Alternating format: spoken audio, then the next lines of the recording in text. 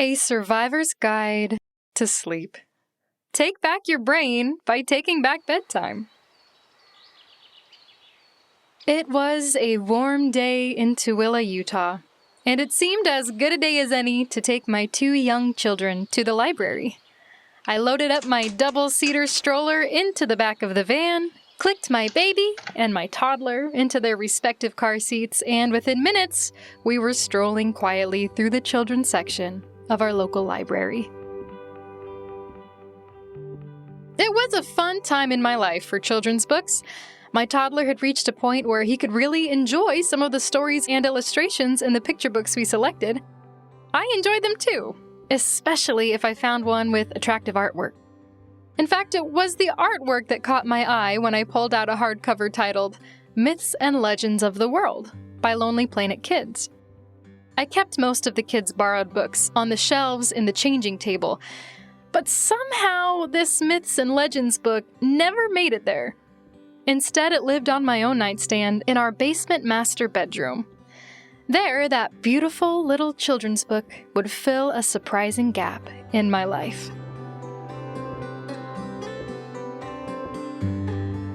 Regardless who you voted for, your gender beliefs, your vaccination status, or the color of your skin, we're so glad you're here. We created a Survivor's Guide to Hell to combat a worldwide decline in mental health. Here at SGH, we believe there is no better way to save our world from chaos, corruption, and decline than by healing our minds. Let's take back the world, one brain at a time.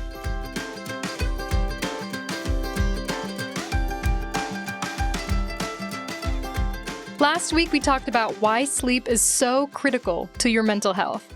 In today's Survivor's Toolbox, we're going to go much deeper into bedtime solutions for those of you that struggle to fall asleep or stay asleep. I'll be sharing an excerpt from A Survivor's Guide to Hell's very first book, titled Grown-Ups Need Bedtime Stories Too, where we'll address some of the most common sleep problems and how to solve them.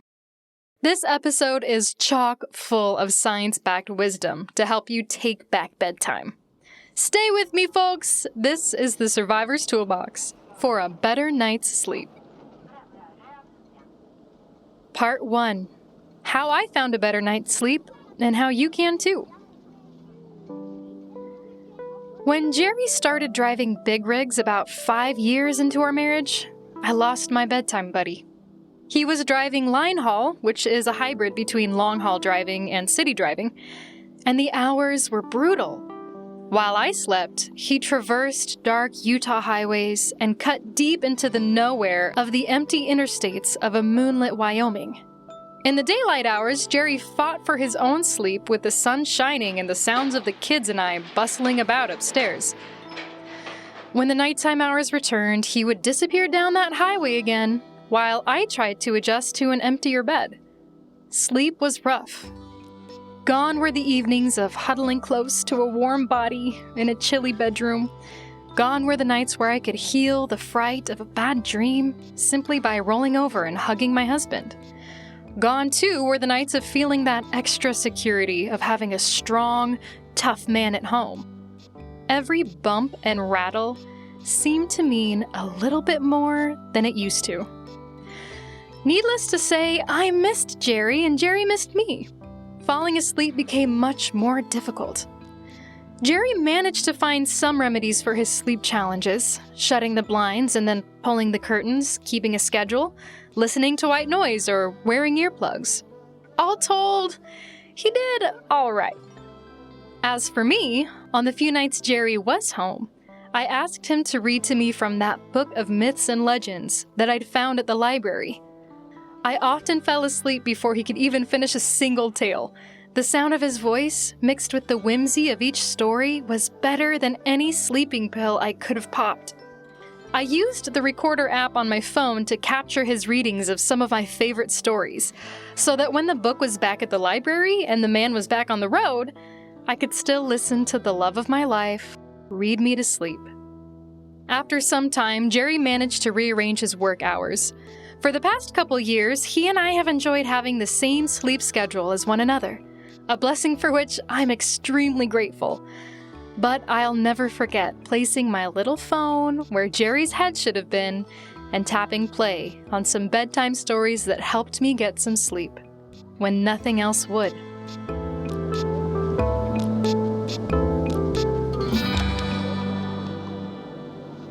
We can't have a toolbox on a better night's sleep without mentioning the power of a good bedtime story. So for part 2 of today's toolbox, we're pulling some material straight out of A Survivor's Guide to Hell's very first book, Grown-Ups Need Bedtime Stories Too. You'll not only learn the science-backed power of a good bedtime story, but we'll also be discussing other strategies to help you stack the deck in your favor when it comes to drawing a good night's rest. This book, Grown-Ups Need Bedtime Stories Too, really is a one-stop tool for getting a better night's sleep. Stay tuned! After we deliver some sleep strategies straight out of our book, we're going to tell you how you can get your chance to win your very own copy. Part 2. Grown-Ups Need Bedtime Stories Too.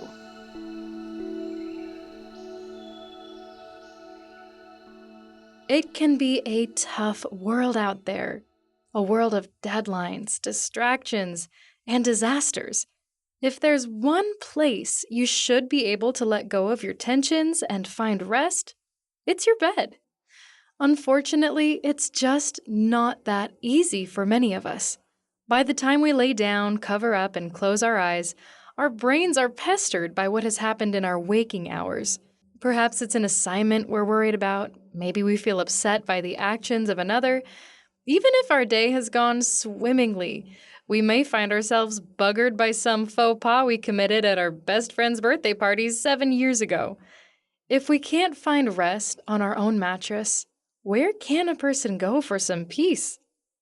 A potential solution to this red-eyed problem has been around for 30,000 years: storytelling. For millennia, humans have told stories to pass on survival information and to teach moral lessons. They've told stories to help themselves process stress and trauma. And perhaps most of all, they've told stories to entertain. One particular kind of story, the kind parents have been reading to their children at bedtime for countless years, has a particular power. Dr. Christine Wan, the medical director of Yale Center for Sleep Medicine, once told New York Times, quote, "A bedtime story works by detracting the mind from self-sabotaging thoughts and worries, which allows the body's adrenaline to come down so the brain can transition into the sleep state. A story, more so than music or background noises, is more likely to force the stubborn mind's attention away from whatever is causing emotional distress." End quote.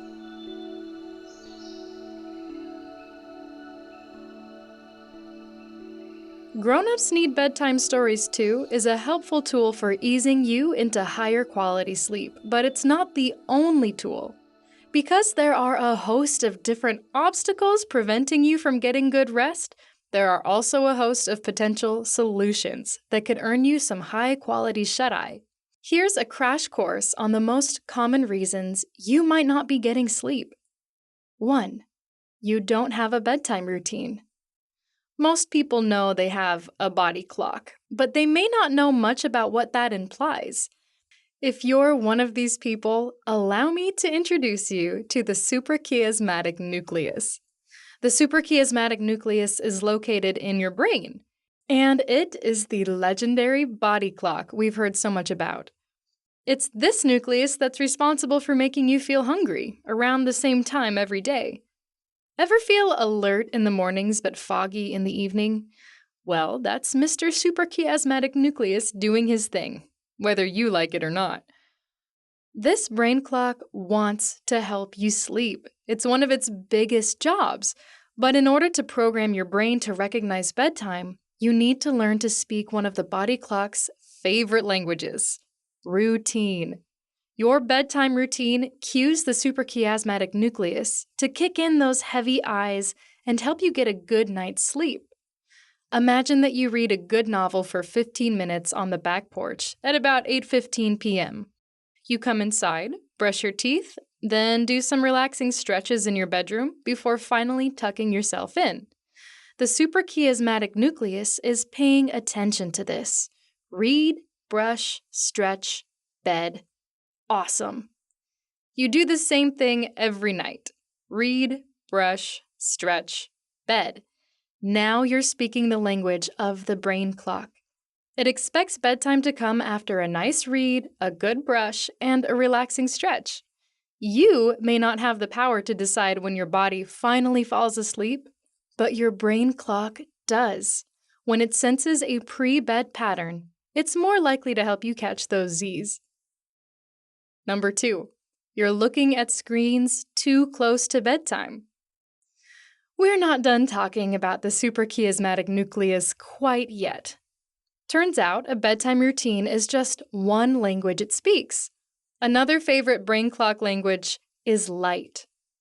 Since the dawn of humanity, no pun intended, humans and all other diurnal animals have been programmed to rise and set with the sun. Light tells our brain clock it's time to perk up, and dark sends the opposite message. Use this to your advantage. Avoid intense light sources before bed. Your TV, laptop, and smartphone are some of the sneakiest culprits. They are chock full of blue light, which interferes with your suprachiasmatic nucleus's ability to tuck you in for the day. Luckily, most smart devices can be set to a bedtime timer, meaning that every evening at a certain time, ideally 2 to 3 hours before bed, a blue light blocker will kick in.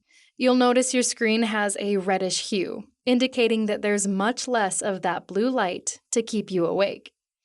If you're really into the idea of quashing blue light before bed, you can also invest in a pair of glasses designed to do just that.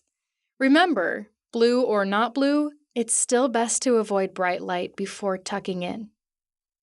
Number 3, your diet is haunting you. You probably know that drinking caffeine close to bedtime is a big no-no. In fact, most experts recommend no caffeine after 2 or 3 in the afternoon.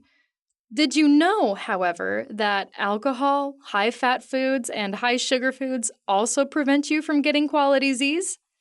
Some of these foods, for example, a glass of wine, may make you sleepy at first.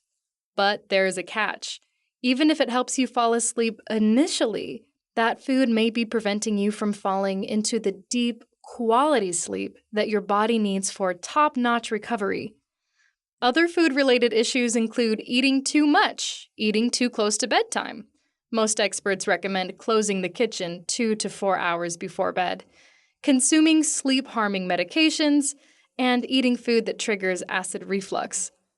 Of course, everyone's body is different. If you're really ready to up your bedtime game, pay attention to how you ate before a particularly poor night's sleep. Number 4, you have too much stress. Perhaps the most notorious of sleep killers is too much stress. Stress itself isn't a bad thing. It's necessary, in fact, to motivate ourselves to accomplish just about anything. Too much stress, however, keeps your mind on a red-eyed carousel, spinning the same unnerving thoughts through your mind again and again. Instead of dreaming of flying through the city like Superman, all you can think about are the 3 essays you have to write before next week, or the outcome of those medical tests you had done today, or a recent upset in your relationship. Then you think about how much better you'd be able to cope if you could just get a good night's rest. So you begin to stress about not having fallen asleep yet. Those 3 essays are going to be impossible to write on 3 hours of sleep, you think? And so the red-eyed carousel spins on.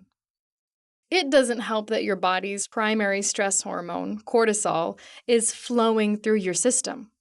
Cortisol has a way of increasing the fuel your brain is burning, dilating your pupils to catch more light, and increasing your heart rate. This is all wonderful news if you're being chased by a bear, but pretty terrible when you're laying in bed, desperate to fall asleep. If stress is keeping you awake, what solutions can improve the dilemma? Luckily, you have options that are available in both the bright hours of day and dark hours of night. daytime solutions for stress. Eat balanced meals and drink plenty of water. The role of nutrition is often underestimated when dealing with issues like stress and anxiety, but what you eat can and will have an effect on how your brain feels. Avoiding processed foods, eating plenty of fresh fruits and veggies, and striving to sip on water throughout your day can give your mind more peace at bedtime. Exercise. I know, I sound like your mother right now. Just remember that exercise is one of the most foolproof ways of increasing your body's feel-good hormones, endorphins, and reducing that nasty cortisol. You don't even have to have a sweat session at the gym. Even a nice walk has stress-busting benefits that can carry all the way until bedtime. Reframe your daytime attitude. Avoid indulging in thoughts that focus on helplessness. This problem is too big. This problem will never end. The worst is probably coming. Thoughts like these are a fantastic way to dwindle self-confidence and skyrocket anxiety. Instead, focus on empowering thoughts that highlight what is in your control. For example, this problem is just a puzzle I'm excited to solve. I've already championed many tough situations in the past. My best is all anyone can expect from me, and my best is something in my power to give. Nighttime solutions for stress. Don't stay in bed if you're feeling sleepless. If you've been in bed for about 20 minutes and feel the stress carousel beginning to spin, get up. It may sound counterintuitive, but getting out of bed when you first discover sleeplessness gives you a better chance of a good night's rest. Staying in bed in this state will cause your pattern-loving brain to associate your bed with stress and wakefulness. So get out of bed and find a relaxing activity to do somewhere else, such as building a puzzle, reading a book, coloring a picture. This will help your brain relax and release, allowing you to return to bed sleep-ready.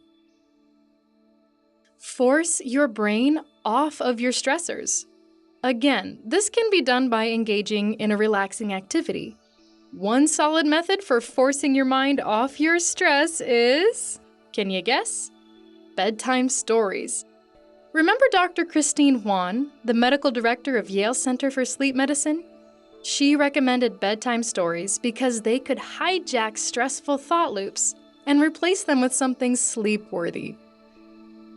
To summarize, no routine, the wrong light, a poor diet, and an overabundance of stress may be keeping you awake at night. There are more reasons one might have difficulty sleeping, such as a sleeping disorder, a bedroom that's too hot, or noisy neighbors. But remember, there are solutions to these issues too, and if you're like most people, managing routine, light, diet, and stress will be enough to improve your nightly sleep quality.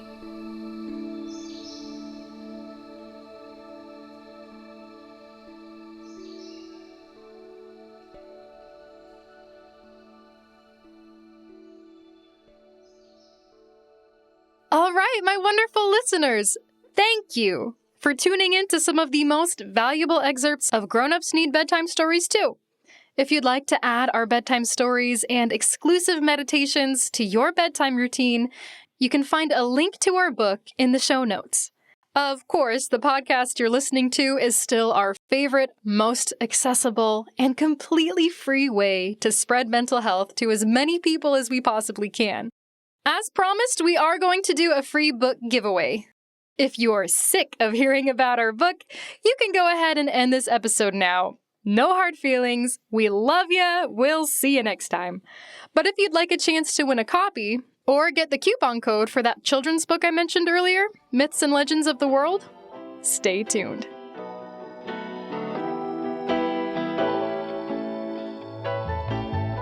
You can have your name entered into the sweepstakes up to 3 times. Long story short, if you share our podcast on social media, leave a review for our podcast, or subscribe to us, following us on Facebook or YouTube does count, you can claim an entry.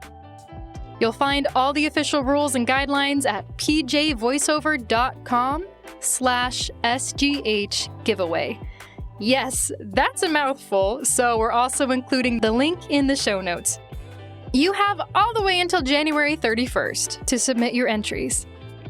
Lastly, if you are interested in the book I mentioned at the beginning of the episode, Myths and Legends of the World by Lonely Planet Kids, I am so happy to offer you the link in the show notes. This book is pretty good, and I enjoyed it thoroughly before I even had a chance to become an affiliate with Lonely Planet. So this is an honest promo. To sweeten the deal on your end, you can use the code PJ Aubrey 10 to get a discount on your purchase. We'll also post that code in the show notes of today's episode. Whew, that was a lot of information. We're nearing the end of today's toolbox, but first, we want to follow up on our last episode's Silver Liners Challenge. During our initial episode on sleep, we tasked you to practice one technique to improve your sleep. So, did you do it? And if you did it, how well did it work for you? If you missed last week's episode or skipped the challenge for whatever reason, we invite you to try again. This time equipped with much more information on sleep. Go ahead and pick one thing you can do to improve the quality of your sleep. That's it for this month's Silver Liners Challenge. Thanks again for listening, everyone. We really hope to see you again for our next episode, where we're going to tackle another juicy mental health myth, which is venting. Is it good for you? In the meantime, we are thrilled to give you one of our favorite parts of our show, the cheesy joke of the week. This one is for parents and caregivers, or anyone who's ever had to put a kid to bed. Here's the joke. What do you call it when a kid is fighting going to sleep? You ready? Resisting arrest. Ta-da! I know the joke is they're resisting a rest, but for anyone who's tried to put a reluctant kid to bed, it does literally feel like they're fighting some kind of legal action. So, anyway, that's it for this week, guys. We will see you again week after next. Oh, and happy holidays.